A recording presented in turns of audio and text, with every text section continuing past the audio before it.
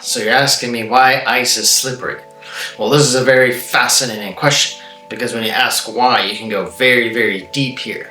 But actually, when you dig into the atomic quantum level, you see that the crystal lattice structure of ice, that when any kind of force is put on it, on top of it, that it creates this little tiny thin layer of water on top of the ice. And so all that friction that there heats up this tiny little layer on the ice.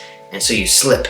But also we found out it has to do with the crystalline structure of the ice itself. That actually the magnetic dipole interactions and electromagnetic force actually makes the crystal lattice structure of ice very weak at times and can make it very kind of liquidy. But then you go deeper there and you say, well, why does electromagnetic forces create a slippery surface to begin with?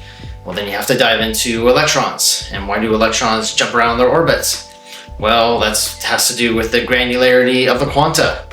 And why is quanta granular? Well, that's the nature of our observations. Why are our observations like that?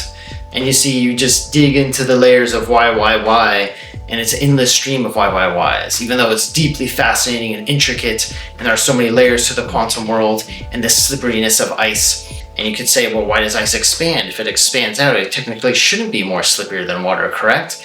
And you would think so, but in fact, with these electromagnetic interactions at the crystalline lattice structure, and it's very fascinating. And those why questions are so deep and intricate and interesting as they go deeper and deeper in these layers of onions as we unravel more and more about the crystalline structure of ice and how it becomes slippery, and there's friction and there's heat and there's magnetism and there's a crystal lattice structure that is displaced because of electricity and magnetism. And why is that? Well, you asked me the question, so ask again. Sir, this is a Burger King drive-thru.